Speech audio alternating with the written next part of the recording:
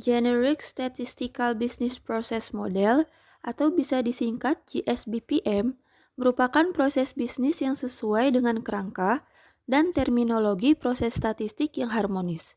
Beberapa manfaat GSBPM diantaranya: yang pertama, menghasilkan data berkualitas sesuai dengan yang ditetapkan dalam NSPK, norma, standar, prosedur, dan kriteria. Yang kedua, mengefisiensikan biaya dan sumber daya lainnya. Dan yang ketiga, mengelola kegiatan statistik menjadi lebih mudah. Tahapan ketujuh pada GSBPM adalah diseminasi, yaitu penyebarluasan hasil statistik atau penyajian data untuk publik. Penyajian data merupakan cara yang digunakan untuk meringkas, menata, mengatur atau mengorganisir data sehingga data mudah untuk dimengerti oleh masyarakat. Salah satu bentuk penyajian data adalah menggunakan tabel. Tabel merupakan kumpulan angka-angka yang tersusun berdasarkan kategori-kategori atau karakteristik-karakteristik tertentu sehingga memudahkan untuk dianalisis. Data yang disajikan dalam tabel bisa berupa data cross-section atau data time series. Secara umum, penyusunan tabel memerlukan identitas judul tabel, judul baris, judul kolom, badan tabel catatan, dan sumber data. Penyajian data dengan tabel bisa berbentuk tabel satu arah, dua arah, dan tiga arah.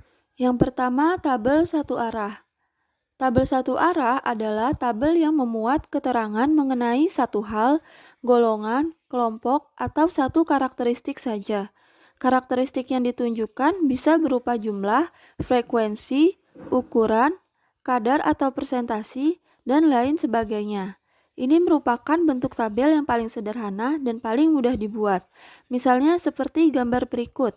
Data indeks prestasi dari 10 mahasiswa dengan nama-nama A, B, seterusnya sampai J, di mana secara berurutan memperoleh IP 2,5, 2,8, dan seterusnya.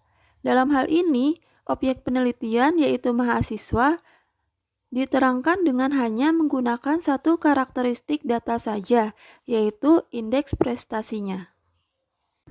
Selanjutnya adalah tabel dua arah. Tabel dua arah adalah istilah yang merujuk pada sebuah matriks berisi data yang saling berhubungan antara dua variabel yang berbeda. Tabel dua arah memiliki dua variabel kategori yang ditempatkan dalam baris dan kolom. Setiap sel dalam tabel berisi jumlah pengamatan atau frekuensi yang sesuai dengan kombinasi nilai dari kedua variabel. Misalnya, penggunaan tabel dua arah berikut yang menunjukkan bagaimana jenis kelamin berhubungan dengan keputusan dalam pemilihan karir. Dalam tabel ini, terdapat dua variabel, yaitu jenis kelamin, berisikan pria dan wanita, dan keputusan dalam pemilihan karir, berisikan karir A, B, dan C. Data di dalam tabel ini menunjukkan berapa banyak orang dari setiap jenis kelamin yang memilih setiap karir. Ini dapat memberikan wawasan tentang bagaimana jenis kelamin dapat mempengaruhi pilihan karir. Tabel dua arah sering digunakan dalam statistik, penelitian sosial, dan analisis data untuk menunjukkan hubungan atau asosiasi antara dua variabel yang berbeda. Analisis tabel dua arah dapat membantu dalam memahami apakah terdapat korelasi atau perbedaan yang signifikan antara dua variabel tersebut. Untuk menganalisis tabel dua arah, berbagai metode statistik dapat digunakan, seperti uji chi-square atau uji statistik lainnya, tergantung pada jenis data dan pertanyaan penelitian yang ingin dijawab.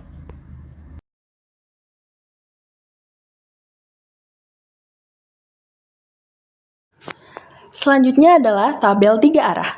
Tabel tiga arah juga dikenal sebagai tabel kontingensi 3x3 atau tabel tabulasi silang, yang merupakan alat statistik yang digunakan untuk mengorganisasi, menganalisis, dan memvisualisasikan hubungan antara tiga variabel atau lebih. Tabel ini juga merupakan salah satu metode analisis multivariabel yang berguna dalam ilmu sosial, kedokteran, ekonomi, dan berbagai disiplin ilmu lainnya. Adapun komponen utama dari tabel tiga arah, yang pertama adalah variabel pertama, yang umumnya ditempatkan di baris tabel. Kemudian ada variabel kedua, yang umumnya ditempatkan di kolom tabel. Dan ada variabel ketiga yang berada di dalam sel tabel yang mencerminkan hasil pengamatan atau frekuensi kejadian kombinasi dari variabel pertama dan kedua. Selanjutnya adalah penggunaan tabel 3 arah. Yang pertama, untuk memeriksa hubungan atau asosiasi antara 3 tabel dan sejauh mana hubungan tersebut. Yang kedua, mengidentifikasi apakah terdapat interaksi yang signifikan antara ketiga variabel. Yang ketiga, mendukung keputusan pengambilan data secara empiris. Dan yang terakhir, sebagai alat efektif dalam menyajikan data. Untuk mengetahui lebih lanjut penggunaan tabel 3 arah, mari simak penjelasan berikut ini. Tabel tersebut merupakan tabel 2 arah yang mencantumkan data penelitian yang bertujuan untuk mengetahui bagaimana hubungan antara jenis kelamin, tingkat pendidikan, dan preferensi pekerjaan. Jika disajikan dalam bentuk tabel 2 arah seperti ini, akan sulit untuk menganalisis dengan cepat. Maka, akan lebih mudah jika data tersebut ditampilkan dalam tabel 3 arah seperti berikut. Dalam tabel 3 arah ini, dapat langsung diambil informasi. Misalnya, untuk preferensi pekerjaan di bidang kesehatan, pendidikan, dan teknologi, jumlah wanita lebih banyak daripada pria.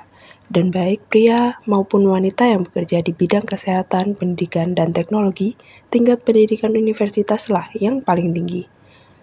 Sekian penjelasan tabel dalam analisis data dari kelompok 4. Terima kasih sudah menonton dan sampai jumpa di lain kesempatan. Tabel 3 arah seperti berikut. Dalam tabel 3 arah ini, dapat langsung diambil informasi.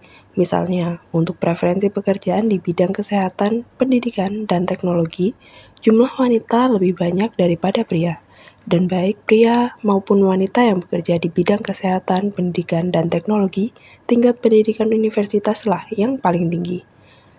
Sekian penjelasan tabel dalam analisis data dari kelompok 4. Terima kasih sudah menonton dan sampai jumpa di lain kesempatan.